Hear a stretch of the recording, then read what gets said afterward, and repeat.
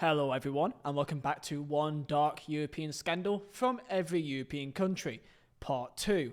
Please go and check out Part 1, which I did last Sunday. It was kind of a risk because it's a brand new thing. However, we've got 113,000 views in 4 days as of recording. So thank you so much for that. And I'd love to do more videos like this in the future. Comment down below, what would you guys like? On screen, I'm going to show the nations that we've already covered and the nations that are still to come. So this video will be a bit boring as we're only going through the more common nations like Turkey, Greece and Serbia.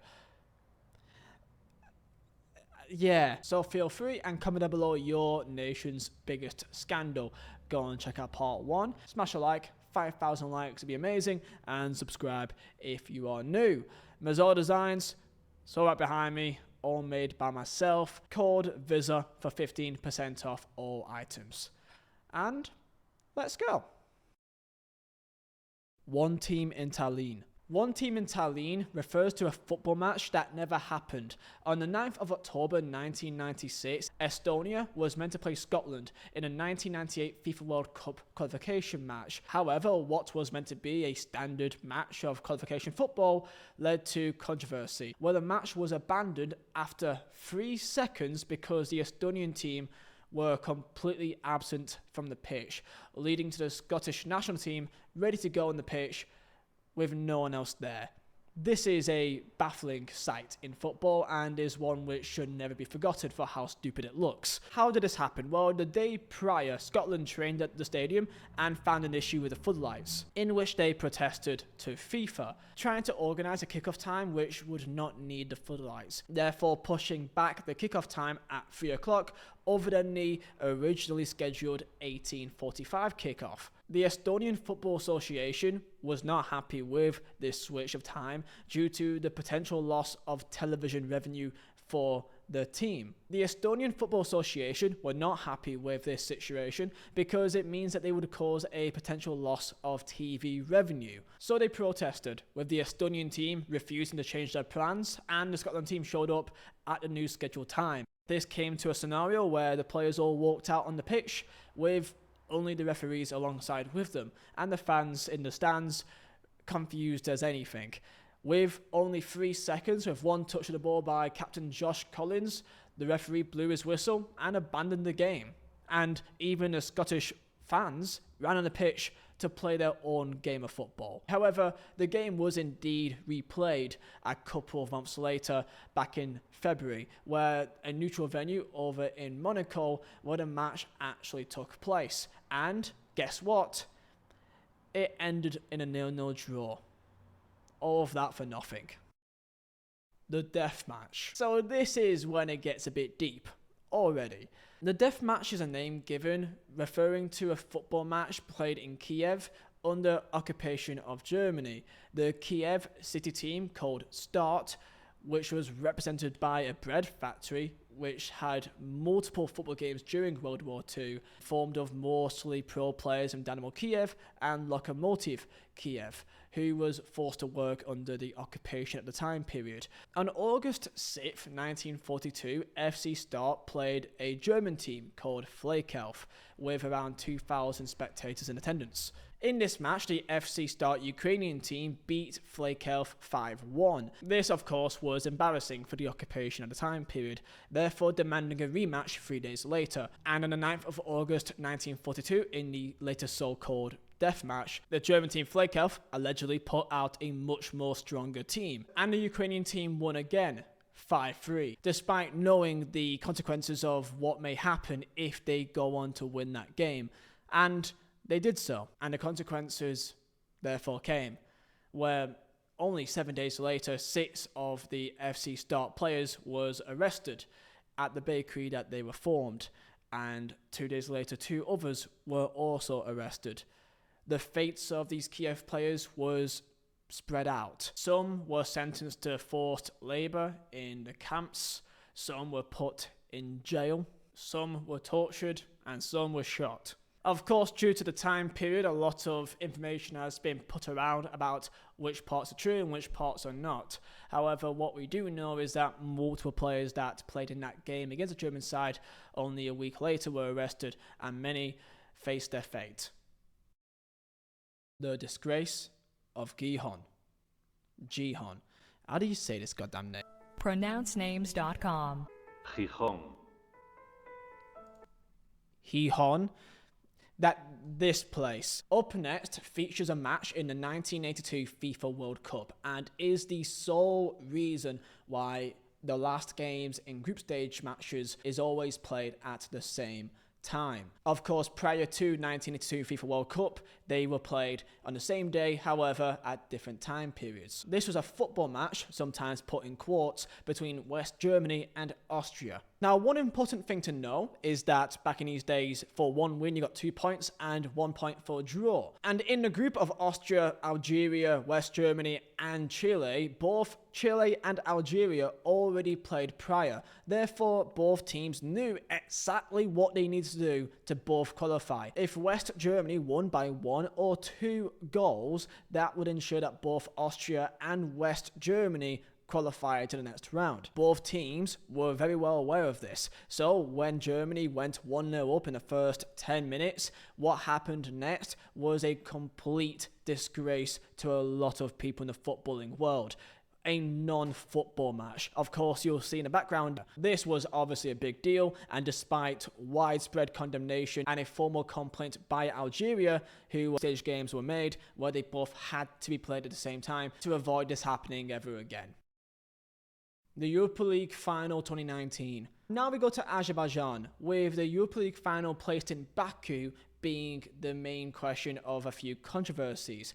Of course, a match between Arsenal and Chelsea was planned for the Europa League Final, and this led to a few issues. One is a long-lasting dispute between Azerbaijan and Armenia, and there was indeed a player from Arsenal who was Armenian, called, of course, Enrique Mkhitaryan. Any Armenian or even British Armenians was denied visas to attend the match, with Enrique Mkhitaryan refusing to go for security concerns. Fans complained, of course, of the very long distance it is for the final between both London clubs, and this called up obviously a lot of complaints about Azerbaijan's very strict focus on journalists, including prison terms and travel bans. Azerbaijan, of course, has a checkered record with human rights, something similar to what we see in Saudi Arabia and Qatar, and the term sports washing was languished a lot during this time period. Syria's anti-racism campaign. Now, for Italy, you could do a lot of things, and Calciopoli is, of course, the main obvious shout here. However, something happened quite a few years ago, which for me to this day I still find to be one of the most baffling campaigns in not even football history, but maybe human history. Italy's Serie A put out an anti-racism campaign back in 2019. Of course, Italy has got a concerning history with racism, just like many countries. This is not singling out Italy. Many nations have the same issues. However, this campaign, for me, I still find completely baffling. A series of players in 2018, 2019, and prior has been victims of racist abuse by the country stadiums of the hardcore ultras. So the league responded by putting out an anti-racism initiative. That's completely fine. That's great. Good idea. Everyone should do that. No issue. Until you see it. What they decided to do was present a bunch of monkeys in club colours. I am not kidding. 3 images by artist Simone Fugazzotto, who regularly does use monkeys in his work, depicts 3 monkeys as part of this initiative hanging at the entrance of the Serie A headquarters, saying, and I quote, "In a match between Inter Milan and Napoli, during the game, fans had directed monkey chants at Napoli's Senegalese defender Kalidou Koulibaly. I had such anger that I had an idea. Why not stop censoring the word monkey in football, but turn the concept and say that in the end, we are all monkeys?" Now, of course, I could go into all the racism parts of football. I did an entire video about Mario Balotelli, and for what I believe is a complete oversight into the amount of absolute disgusting abuse he's received in his entire career. Countless, and I mean so many cases of racist abuse by Italian fans, by the Italian national team. He literally had the media depict Mario Balotelli as King Kong in Euro 2012. So to make an anti-racism initiative by depicting monkeys, saying we are all monkeys, is baffling stunning to even conceive of. So yeah, that happened. the liquidation of Rangers Football Club. Now for Scotland, there was many options. However, when I went on social media, when I asked people for what they think I should do, literally every single one spoke about Rangers. And in fairness, it was quite a big deal. Rangers, of course, is by far one of the top 2 biggest clubs in Scotland. You can have your own opinion on who's bigger, Celtic or Rangers. I frankly don't care. I'm not involved. However, Rangers in the late 2000s faced many financial difficulties that led to administration in early 2012 and the liquidation of Rangers Football Club PLC on 31st of October 2012.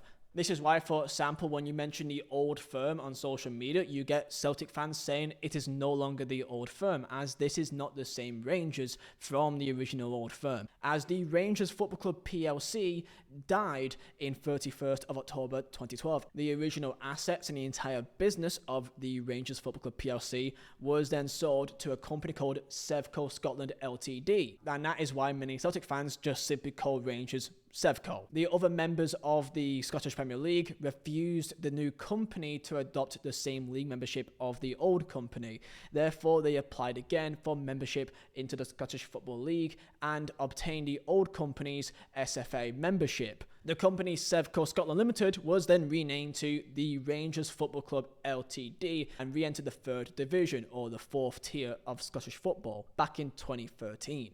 It took them only a matter of 2016 to get back into the top flight of Scottish football, and in 2021 won their first Scottish Premier League title since their insolvency. If you are interested in going into the specifics of why this happened, then I did an entire video about Rangers over a year ago, and you can go and check that out on my channel.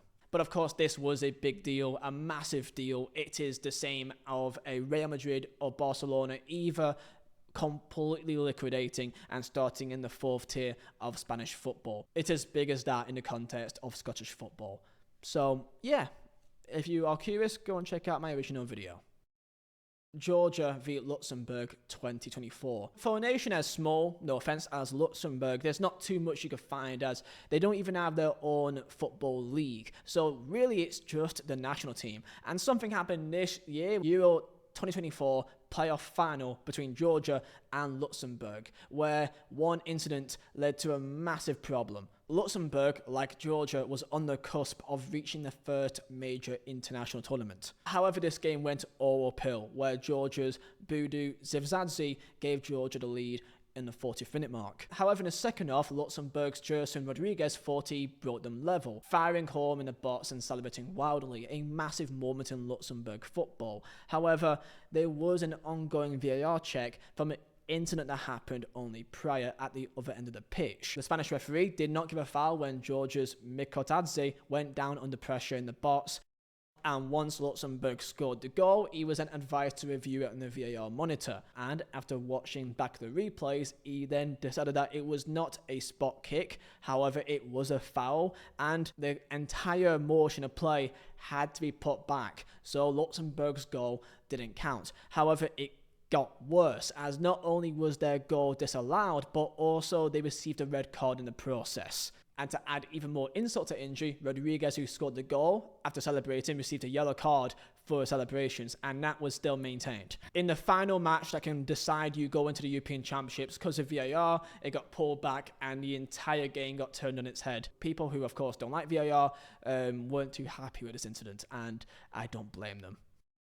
Sweden. The reason why the headline for this is Sweden, because I don't actually really know what to say for Sweden.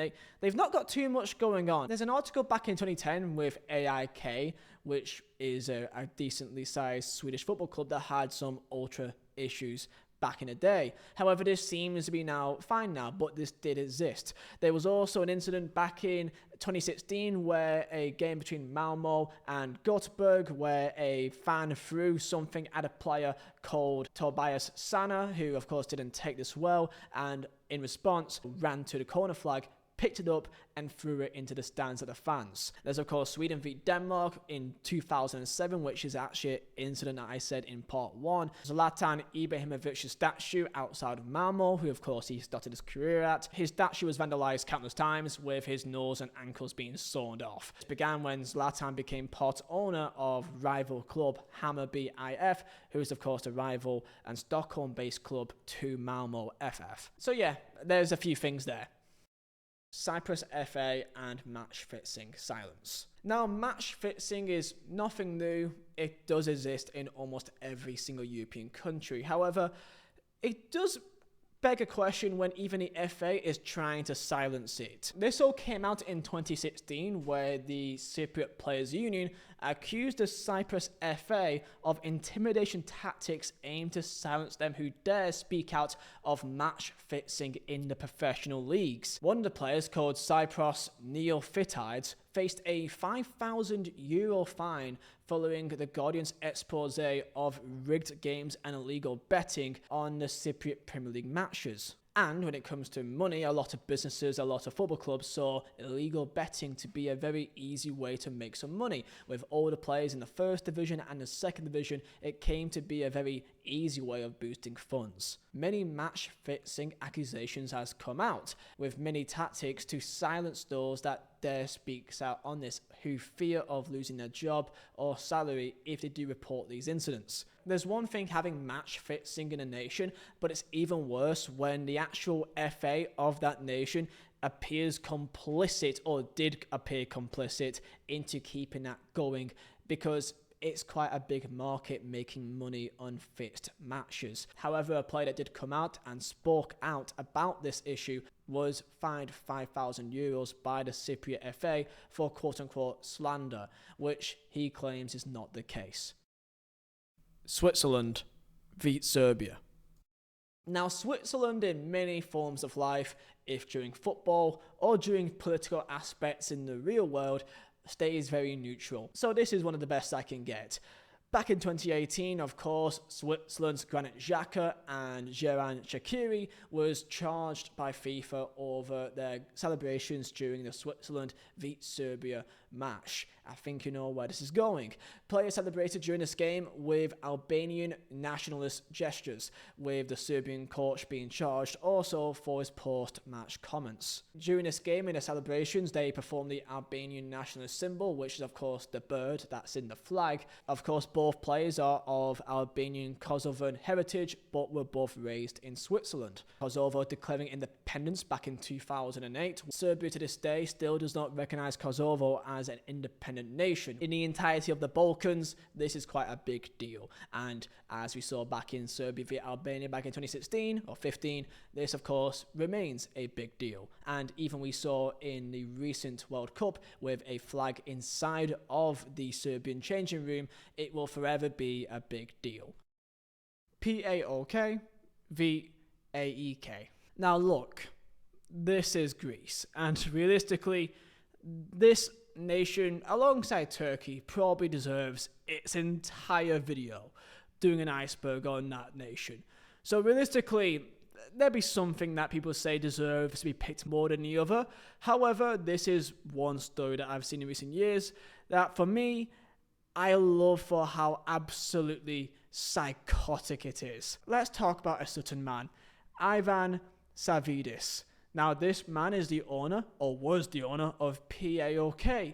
That during a game between PAOK and AEK Athens, which of course is a rivalry, like most rivalries in Greece is always a rivalry. March 2018, a armed pitch invasion forced a full suspension of the Greek Super League and almost led to a worldwide ban for Greek teams playing the sport. In this following match, in the closing stages, PAOK thought they scored a dramatic winner against the league leaders at the time. However, one of his teammates appeared to be in an offside position. The conversation with the linesman, they ruled against the goal, and it was disallowed. Almost every player surrounded the referee to contest this decision, and it was at this point that the PAOK owner, Ivan Savidis, marched onto the field with his holster and gun, clearly visible, demanding that his players come off the pitch.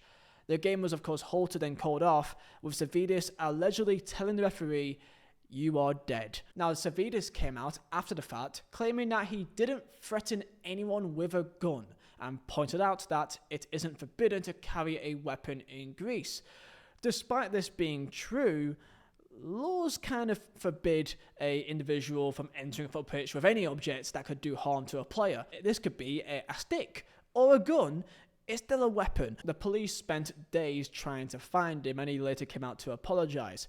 This was a huge problem as the Greek Super League was completely suspended for this time period, and FIFA threatened to ban Greece from competing in any competitions, including the World Cup. Savvidis was initially sentenced to 25 months in prison, however was shortened to only 8 months. So yeah, that's my pick for Greece. Shakhtyor Soligorsk. On May 11th, 2023, the current Belarusian champions, Shakhtyor Soligorsk, was found guilty of match fixing and stripped of their Premier League title that they won. On top of this, Shakhtyor was also deducted 30 points for the upcoming season and 20 for the next season, after the Belarusian Federation found the club officials organised match fixing and offered legal financial incentives to other teams in the league. 2 other clubs, including the runners-up at that time period, Energetic BGU Minsk and Belshina Bobrusk, were also handed point deductions for their involvement in the scandal. The fact that this happened so recently as 2023 showcases that we still have a long way to go for match fixing scandals in European football.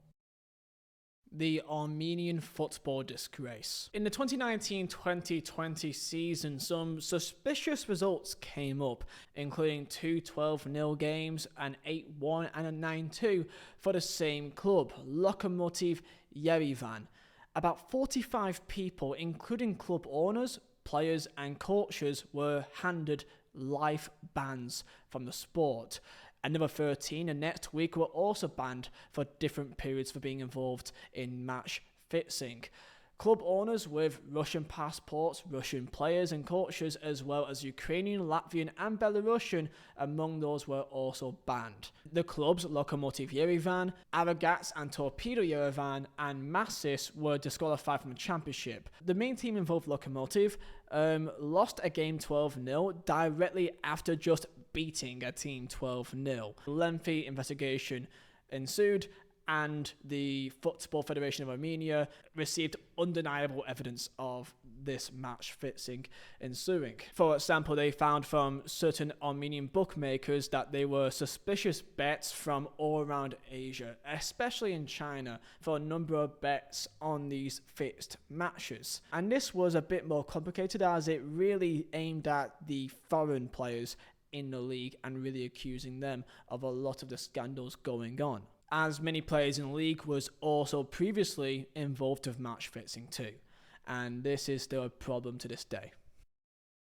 Czech Republic. And yes, there is more match fixing. I don't think there's a single nation in Europe that's not got match fixing.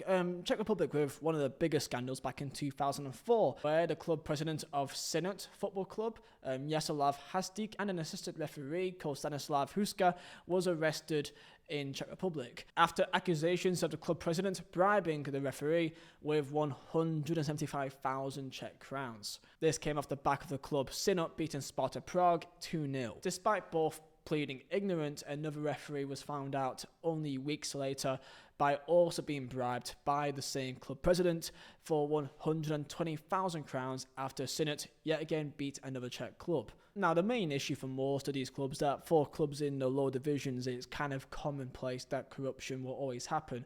To go to a player that isn't really paid much, give them a bit of money to play quite poorly, it's not really uncommon. Of course, in the top level, it gets a bit more serious.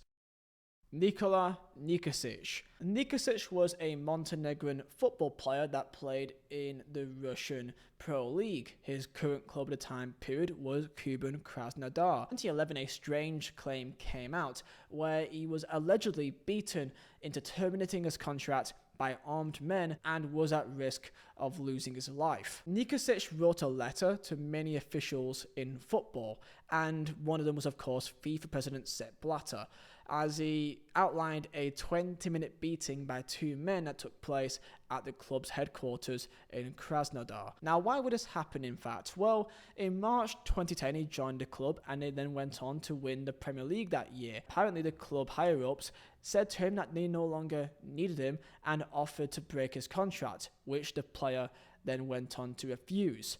Maybe due to the amount of money he was earning, and they felt like they didn't need to keep paying him because he was potentially earning too much. Allegedly, they went on to have another conversation in which he was invited to the club, where, according to his story, he again refused to terminate his contract, and allegedly two men came in, beating him, demanding him to sign the papers to terminate his contract. The club, of course, denied this, and from what we can see to this day, there's still no confirm if this was true or not. Yeah, this is one weird case. Turkey. Again, as I said about Greece, you can say literally so many things about Turkey. However, I can only pick one or two. Fenerbahce was meant to play Galatasaray in the Turkish Super Cup final. However, within the first minute of the game, they walked off altogether and forfeited the game after initially putting out a under-19 squad. How did this happen? Well, this final was originally scheduled for late December 2023. One issue, this was not in Turkey, it was actually in Riyadh, Saudi Arabia. Shock horror, and the game was called off due to a disagreement between the clubs and the host nation's authorities, due to the Turkish Football Federation wanting to allow the fans to bring in banners in memory of their literal national icon, Mustafa Kemal Ataturk, and the Saudi authorities would not allow it.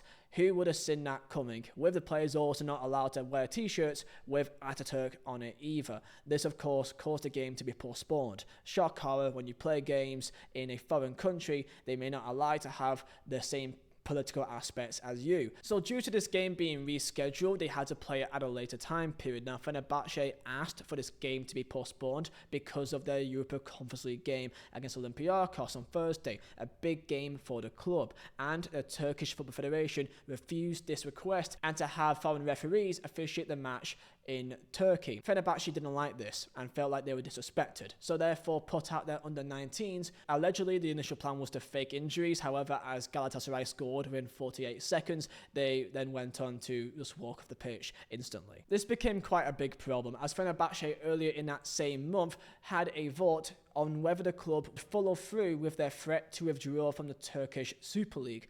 That's a big problem. Fenerbahce is literally having votes to leave the league. Where would they go to? Some questions could be maybe to Italy. However, they voted to remain. There's a long-lasting reason of why that leads back to the 2011 match-fixing scandal that involves Fenerbahce, that they feel like they've been treated differently to the rest, and that leads to an everlasting reason of why they feel this way. But earlier on, only the month prior, they had a match between Trabzonspor in which their players was attacked by the Trabzonspor fans. If you guys would want me to do an entire video about Turkish football, I would love to. There is genuinely so much that I can say. It's unfair just to pick one. However, the entire Fenerbahce issue this season felt like it was necessary. And by the way, they now have Jose Mourinho, which, you know, that will not make it even more cooler. So expect a complete carnage of a season in Turkey yet again. And I'm kind of looking forward to seeing what's going on. Stade National fire.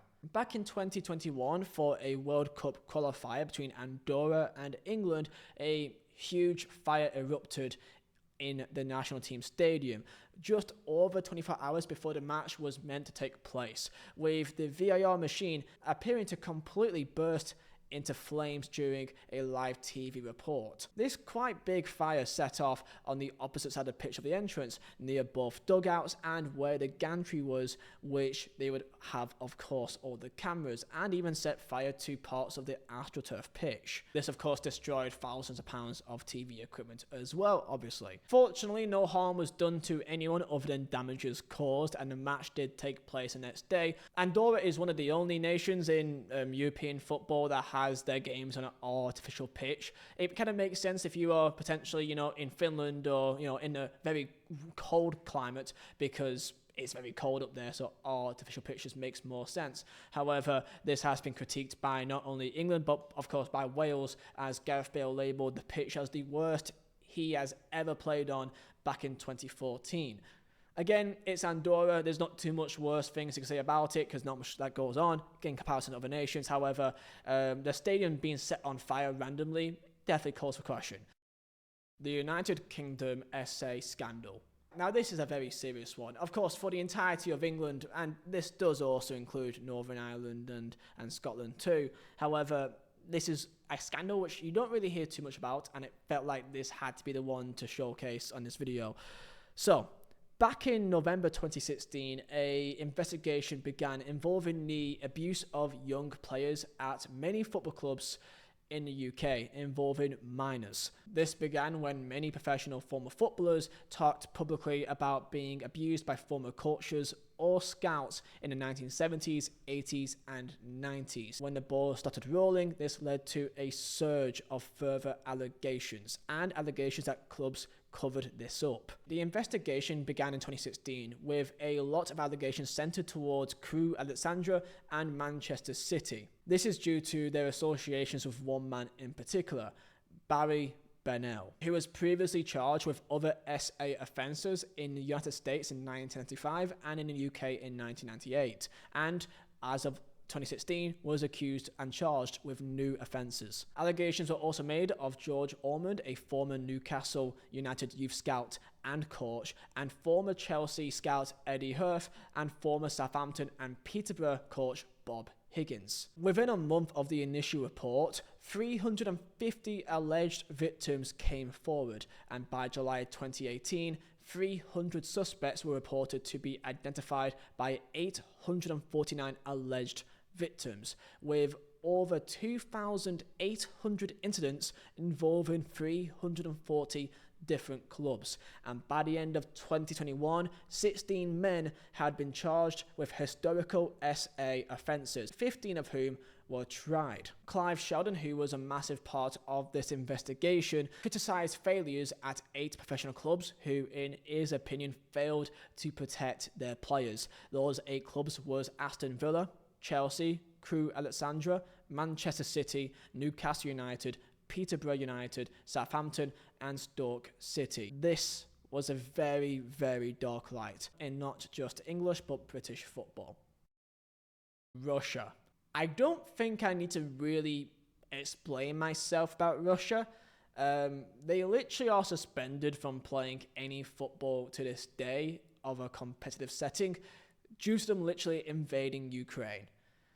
I think that in itself could be enough. However, even prior to this, they were also banned from the 2022 Qatar World Cup due to the World Anti-Doping Agency placing a ban on them in a doping. Russia was handed a 4-year ban from all major sporting events. And this didn't mean that the football team was not allowed to play, but due to the issues of the Ukraine invasion, this was also put onto them. This means that the Russian flag will not be represented in the 2023 Women's World Cup, the Tokyo 2020 Summer Olympics, and the Beijing 2022 Winter Olympics. Nonetheless, I think Russia has had quite a bad few years, in many aspects.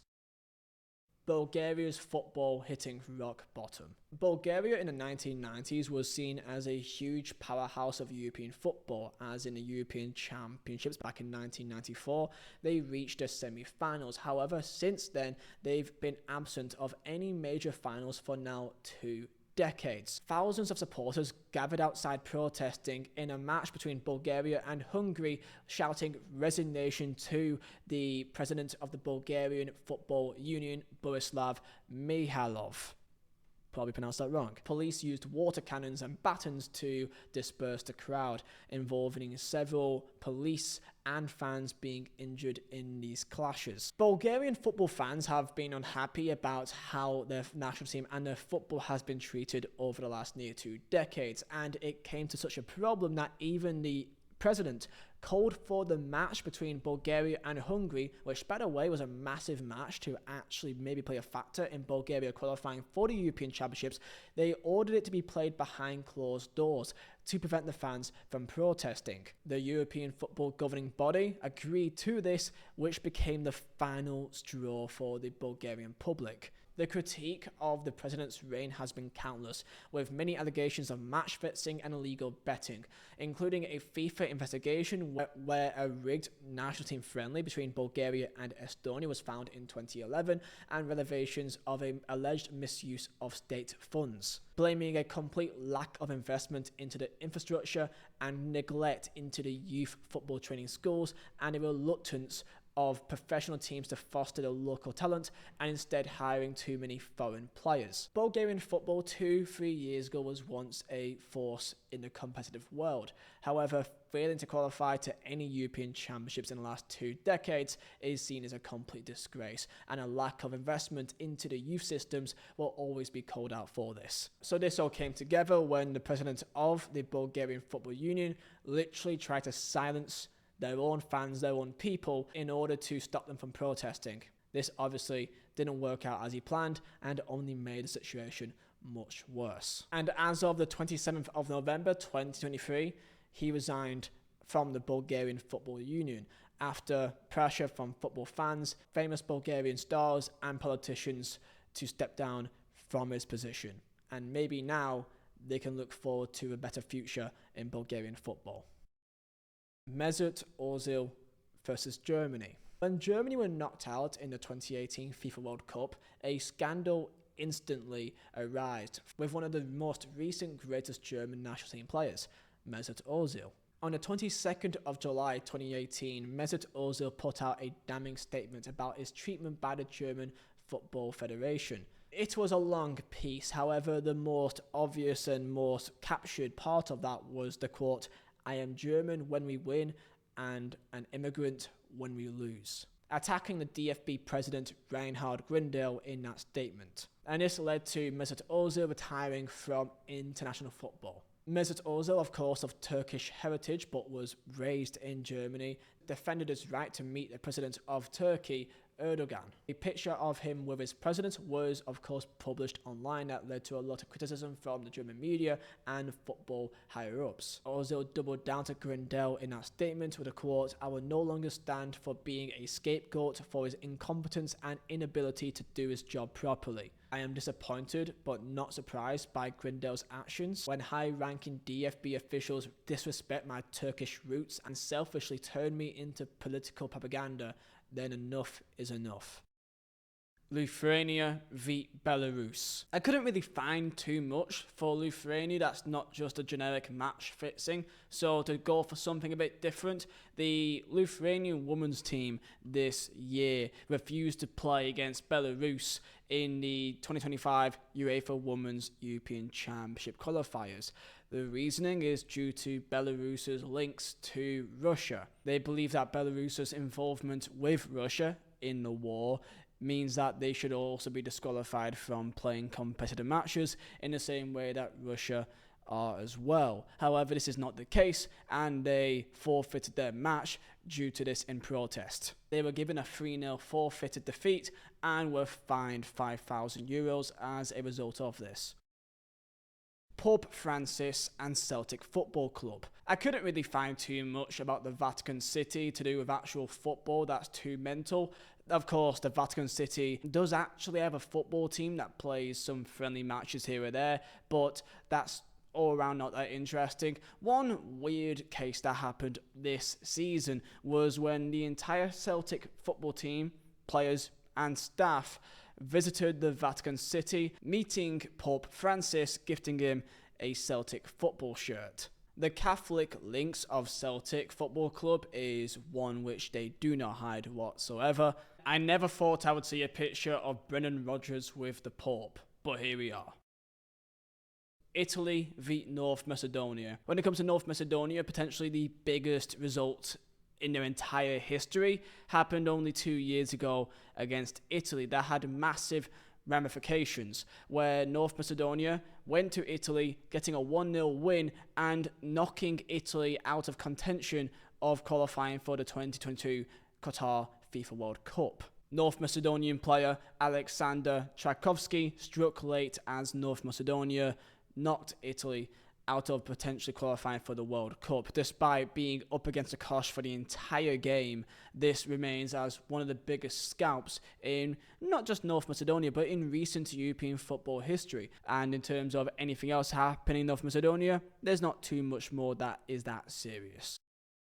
The Moldovan match-fixing scandal. The only thing I can find that's really serious in Moldova was a case back in 2020 where 5 of the 10 teams of the Moldovan Football League was involved in match-fixing, involving 4 arrests. A gang was found in Moldovan football, earning hundreds of thousands of pounds in illegal sports betting, where at least 20 games was found in this operation to be caught up in this scandal. This involved club executives, coaches, managers and the football players, with bets of up to €20,000 were suspected being placed on many of these games, with an overall profit of around €600,000 was made between these gangs. Due to Moldova being one of the poorest countries in Europe, it is again primed for match fixing, as it seems to be a very easy way to make some money. However, I always find a match fixing with all these cases, surely it's not that hard to find a link if someone is betting £20,000 on a random Premier League Moldovan game. I think that should instantly be a red flag.